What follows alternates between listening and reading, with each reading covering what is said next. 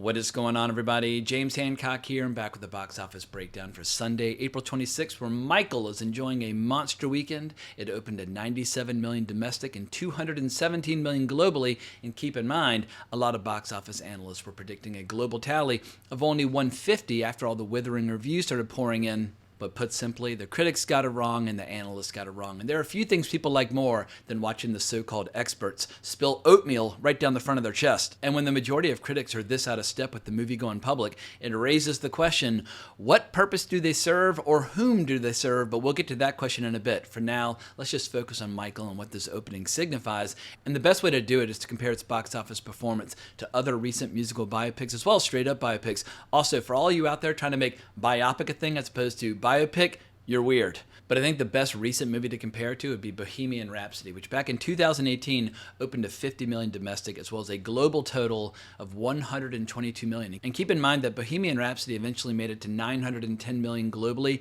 So if Michael's starting off this strong and this far ahead of Bohemian Rhapsody, I feel like a $1 billion global box office is well within its reach. But another movie we can use for comparison would be Straight Outta Compton, which back in 2015 opened to 60 million. That was an R-rated movie, and that was the biggest grossing debut for a musical biopic at that time. But because Michael's PG-13 and Straight Outta Compton is R, the comparison's, I guess, less useful. Although it must be said that some R-rated biopics end up doing really, really well, like Oppenheimer. Back in 2023, that movie opened to 82 million domestic and eventually made it to 975 million worldwide. It was a little less expensive to make than Michael, but if Michael can generate those kinds of numbers, I think Lionsgate will be very happy. But what I'm reading is that Michael has a budget of anywhere from like 155 million up to 200 million.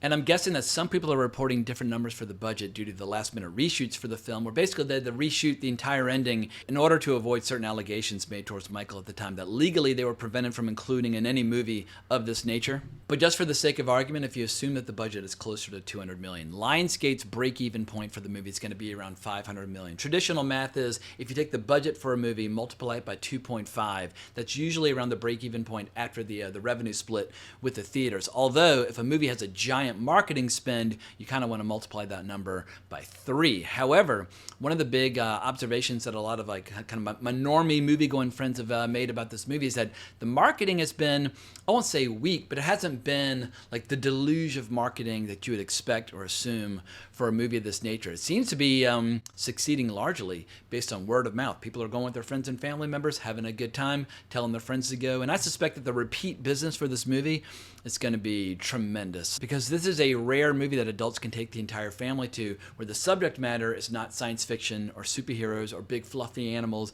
or animation, where adults can actually enjoy the movie just as much as the kids. And at my screening, there were little kids in my row that were like dancing up a storm. So I think kids are going to absolutely fall in love with this. And I think for a lot of kids, this will be their first exposure to Michael Jackson. And so hopefully they'll go back and then watch all the original music videos and all the, the Ed Sullivan appearances by the Jackson 5 and that sort of thing. Because as fun and entertaining as the movie is, when you go back and watch the original Michael Jackson videos or the original Michael Jackson concert performances, you're like, oh, yeah, ain't nothing like the real thing, baby. Like, there's Michael Jackson, and then there's all the imitators. And this movie's definitely an imitation. But as far as imitations go, it is a very entertaining evening at the movies. But let's get into the divide between critics and audience members, because right now over on Rotten Tomatoes, the tomato meter for this movie is sitting at 38%, but the popcorn meter is sitting at 97%. And we're used to seeing discrepancies in certain movies where the critics love it and the audience hates it, and the reverse.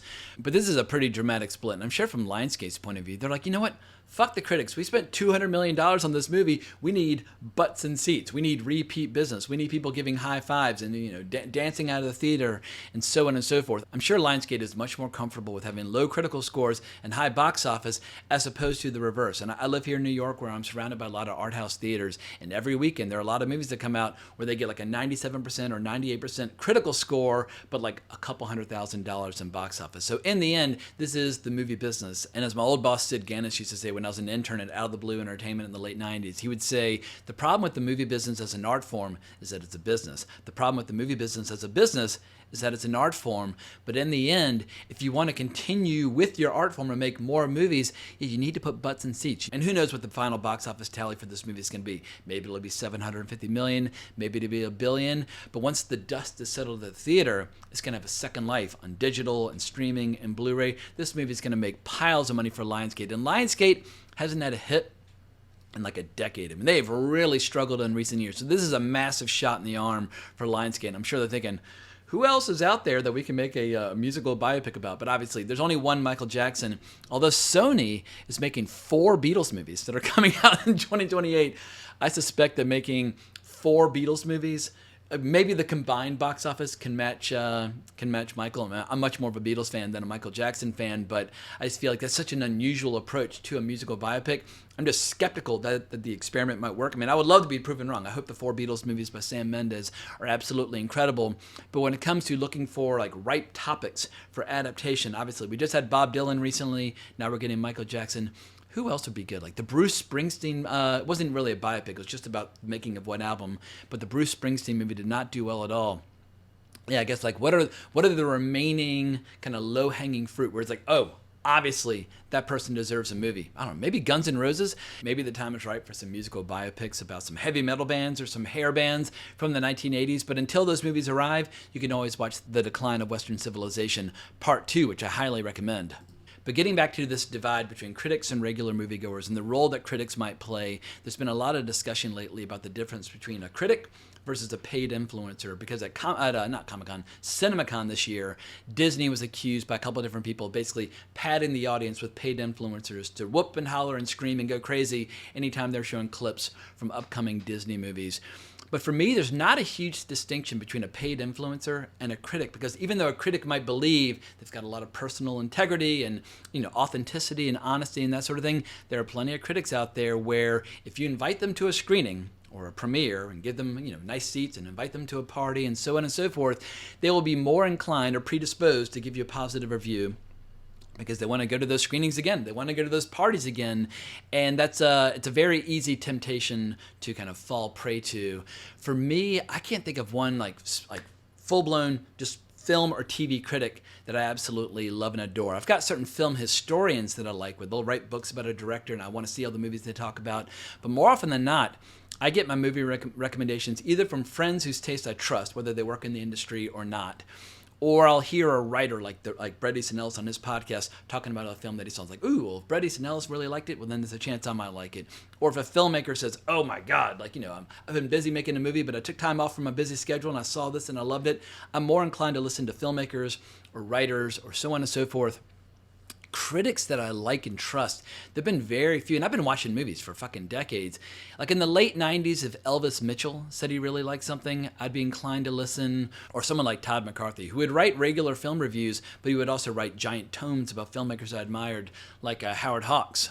But the sad reality is a lot of critics out there are kind of bitter individuals who are incapable of experiencing joy. And in the case of Michael, it seems like there were a lot of critics who were reviewing it for not being the movie that they wanted it to be. They wanted it to be an expose about Michael as opposed to a celebration of his music. And fair play, I've been guilty of criticizing movies for not being the movie that I wanted it to be.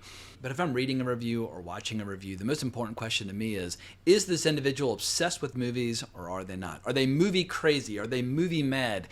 Because you can talk about authenticity and honesty and expertise and how entertaining they are, but for me, the people who look at movies like a drug that they cannot live without, I might not agree with their taste, but I can at least agree with, or kind of, I can understand their enthusiasm or their obsession, even if I'm interested in different movies. And I just very rarely come across film critics where I'm like, oh, this person, when they wake up, they watch 4 classic movies in a row before they even start their day. But there have been a lot of great filmmakers throughout film history where you can totally believe that they might watch a couple movies before they start their day, like Francois Truffaut, like any filmmaker who's written books about film history, about the movies that they love, like Francois Truffaut or Jean-Luc Godard or Quentin Tarantino or Peter Bogdanovich or Martin Scorsese. If a filmmaker's taking time out from their filmmaking schedule, either to write books about film history or make documentaries about film history, well, then their love and affection for film history is real. And with Francois Truffaut, he famously did that giant book with Alfred Hitchcock tackling all of his movies, and there's an amazing documentary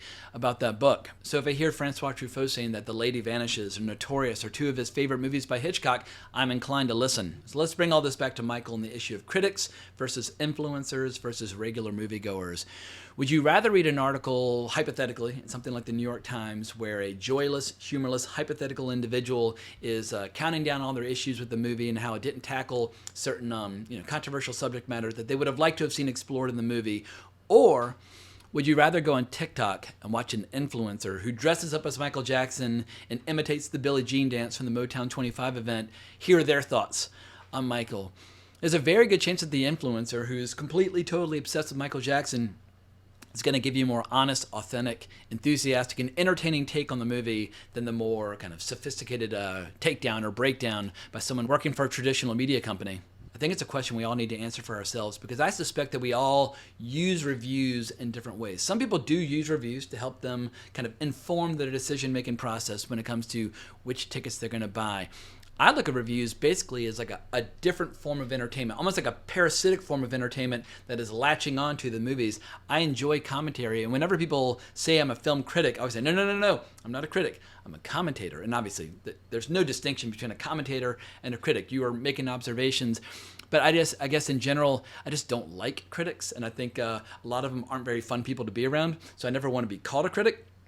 Like, no, I'm a movie historian. I'll come up with whatever term I can think of apart from being a critic. But I do look at reviews as their own form of entertainment that could not exist in isolation, but it's almost like I'm using them almost like a TV show or a podcast, as opposed to allowing them to help me decide which movies I want to see. But in the end, if you can find an influencer or a critic or your neighbor next door who has excellent taste that you trust, that can help you decide, oh, I need to see this, this, and this, well then, fantastic. And as long as you can find somebody, whether it's a podcast or a writer or an influencer or your next door neighbor or whomever, that can get you more excited to watch more movies, discuss more movies, make more movies, whatever the case might be, I regard all of this as a win. So long story short, I don't really worry about the categories of influencers versus critics or whatever. In the end, it's all just people talking about movies. The names of these occupations might shift in the digital age, but in the end, it's all the same shit. In any case, with all this box office being generated by Michael, there's been one casualty of war as a result, and that would be Mother Mary, an A24 movie starring Anne Hathaway, a movie about a fictional pop star. And I guess it's much easier to sell tickets to a movie about a real pop star than one about a fictional pop star. I saw the trailer, I saw the poster, I saw a friend of mine online saying that it was one of the worst movies they'd ever seen, but who knows? I don't know what the audience is, might be for Mother Mary, but I suspect that Anne Hathaway's upcoming movie, Devil Wears Prada 2, is going to do far better. And yeah, who thought it was a good idea to release two Anne Hathaway movies at the same time, especially when one is the sequel to a popular movie?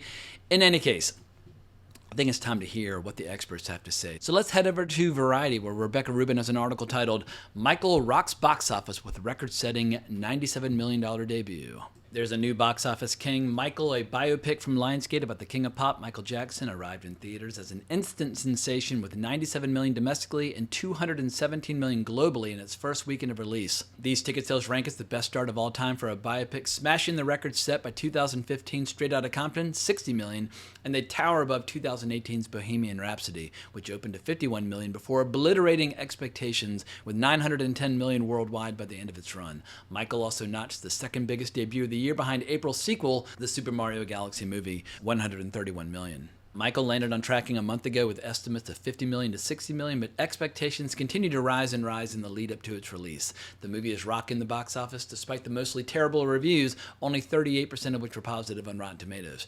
Audiences, however, strongly disagreed with the majority of critics and embraced Michael with an A- grade on CinemaScore exit polls. Ticket buyers were 61% female, while 66% were 25 years or older, according to PostTrack. Also, speaking of CinemaScore exit polls, when I saw the movie up at the AMC in Lincoln Square, for the very first time ever, I got to participate in a CinemaScore exit poll. So a very, very, very small fraction of the A- grade is in part due to me. But back to the article, you don't deliver this number unless you're seeing huge numbers across every conceivable demographic, says Lionsgate's motion picture chair Adam Fogelson. They're clearly having a blast, and that bodes well for a lovely multiple. Antoine Fuqua directed Michael, which charts the singer's early days in the Jackson 5 to becoming one of the biggest entertainers on the planet. Jafar Jackson, the singer's real-life nephew, portrays Michael Jackson in his acting debut, with Coleman Domingo and Nia Long as parents, Joe and Catherine. Film reviewers have complained that Michael takes a sanitized look at Jackson's life because it doesn't include the child sexual abuse allegations that were leveled against the singer later in his career. That wasn't always the plan for Michael. Initially, the screenplay had dramatized a 1993 child molestation lawsuit against Jackson,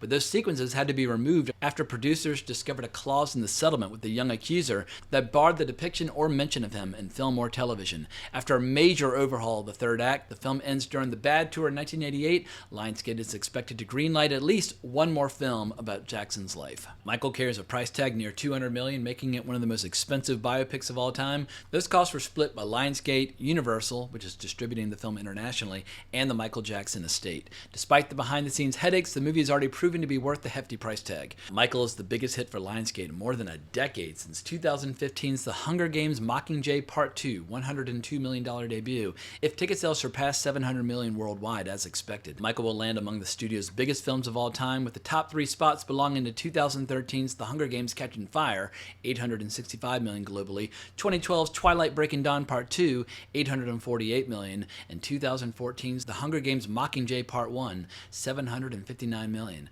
After a brutal rough patch in 2024 with a string of flops including Borderlands, a reboot of The Crow, and Wonder prequel Whitebird, Lionsgate's box office fortunes have been on the upswing. Recent wins include Now You See Me, Now You Don't, The Housemaid, and The Long Walk. And just a quick side note, when you look at all these recent releases from Lionsgate at a glance, whether you're talking about the Twilight movies or the Hunger Games or the Crow or Borderlands, all I can say is, Lionsgate, you make a lot of terrible movies, so do better. But I'm thrilled you're enjoying some success with Michael. There's been no shortage of music biopics, especially since the pandemic. Amy Winehouse, Back to Black, Bob Dylan, A Complete Unknown, Bob Marley, One Love, Bruce Springsteen, Deliver Me From Nowhere, and Elvis Presley, Elvis, are among the stars whose stories have been immortalized on screen to varying degrees of box office success. Like Bohemian Rhapsody and Elvis before it, Michael scored with audiences by leaning heavily in recreating thrilling concert sequences. Those electrifying scenes, musical numbers on Michael include Billie Jean, Thriller, and Beat It, made the film a draw in IMAX and other premium large formats. IMAX accounted for $13.8 million, or roughly 14% of North American ticket sales, and $24.5 million globally, ranking as the company's biggest start for a musical biopic. Also, it just occurred to me while reading this, one of the most obvious musical biopics that needs to be made, one about Madonna. And I know they've been talking about doing one for years, but after the success of Michael, I imagine that whatever Madonna plans are out there, that movie's going to get fast-tracked. But the big question is, who can play Madonna convincingly? But back to the article, the movie has audiences on their feet singing and dancing, says David A. Gross, who publishes the box office newsletter Franchisee. He notes that critics feel the film avoided the complicated parts of the performer's life. In terms of moviegoers, however, it's playing as a feel-good, nostalgic appreciation. As this weekend's only major release, Michael towered over North American charts. Reigning champ, the Super Mario Galaxy movie, slid to second place after 3 weekends in the #1 spot. Universal's animated sequel about the beloved Nintendo characters has added $21.2 million from 3,732 theaters, boosting revenues to $384 million domestically and more than $800 million globally. You know, I'm just going to say this right now. There's a chance that Mario might run out of gas and not reach the billion mark, and that Michael might heat up and surpass it. That would be crazy, because right now the safest form of entertainment to be made in terms of box office is animation for kids. But if Michael can surpass Super Mario, well, that will be a very interesting box office story. But we won't know for many weeks. But back to the article. Project Hail Mary was number 3 with $13.2 million from 3,510 locations, a remarkable tally for a film in its 6th weekend of release. So far, the space epic starring Ryan Gosling has generated a mighty $305 million in North America and $613 million worldwide. And I'll just add, that means Project Hail Mary is officially in the black, so everything that Amazon does with the movie from here on out is pure gravy for the movie. But back to the article. Elsewhere's A24 thriller Mother Mary, starring Anne Hathaway as a pop star on the eve of a comeback, earned $1.3 million while expanding to 1,103 theaters. After playing on 5 screens last weekend, Mother Mary has generated a so-so $1.4 million to date. And Lorne, a documentary about small screen icon Lorne Michaels, struggled to break out with 70,000 from 248 theaters. The film, directed by Morgan Neville and distributed by Focus Features, has collected $426,000 while playing in limited release. And just to wrap up the article, movie theater owners are finally feeling optimistic given the string of hits from February's Scream 7 to early spring blockbusters, Project Hail Mary and Super Mario, and A24's art house breakout The Drama. Overall revenues are 15% ahead of the same point in 2025, according to ComScore, a percentage that's dropped from a few weeks ago when ticket sales were 23% above last year. However, the summer season should start strong with next weekend's The Devil Wears Prada 2, followed in May by the Warner Brothers action sequel Mortal Kombat 2 and Star Wars spinoff The Mandalorian and Grogu. Building on the momentum of global hits like Project Hail Mary and the Super Mario Galaxy movie this weekend, Michael is proving yet again that audiences show up for compelling stories on the big screen, said Michael O'Leary, head of the exhibition industry's trade organization Cinema United. Movie fan enthusiasm will continue to grow next weekend when The Devil Wears Prada 2 hits theaters worldwide. Let's just say some movie fan enthusiasm will continue to grow next weekend because, frankly, I would rather have, like boiling oil like thrown in my face than go see The Devil Wears Prada Part 2. But if people want to go see it, by all means do so. I'm going to recommend that instead they go see Hokum. Long, long ago. But I saw Hokum last week at an early access screening, and I absolutely loved it. If you're a fan of horror, definitely consider going to see Hokum. I absolutely loved it, and I'll leave a link to my review down in the description below. But coming up, what am I excited about? I think Mortal Kombat 2 is going to be like pure junk food, but like really delicious, tasty junk food, or at least that's what I'm hoping for. Every time I see the trailer, I get a little bit more excited as opposed to a little bit less. But contrast that with The Mandalorian and Grogu, where every time I see a trailer, I'm like, oh my God, I can't believe we're still doing this. Like Disney, just let it go. It's over. Make the next Star Wars or a new Star Wars, but don't keep beating the dead horse. But who knows? Maybe that movie will end up surprising us. I mean, Jon Favreau, he's directed some box office juggernauts in the past, but I just feel like, to quote Star Trek, it's dead, Jim. But I will see it just to know for sure. What else is coming out? I think those are the only like big movies over the next couple of weeks that I'm guaranteed to see. But hopefully there'll be some smaller movies that grab my attention. There are a lot of horror movies coming our way, like Obsession, Passenger, and Backrooms. Between Hokum, Obsession, Passenger, and Backrooms, if you're a horror fan, the month of May has 4 new releases. So get your game face on and get out to the theater. In any case, I think that's all I have to say. So let me know what you think down in the comments below about the success of Michael. And if you enjoyed this video, please consider liking, subscribing, hitting the notification bell, becoming a subscriber, all that good stuff. But I hope everybody has an amazing week. But more importantly, as always, onwards and upwards.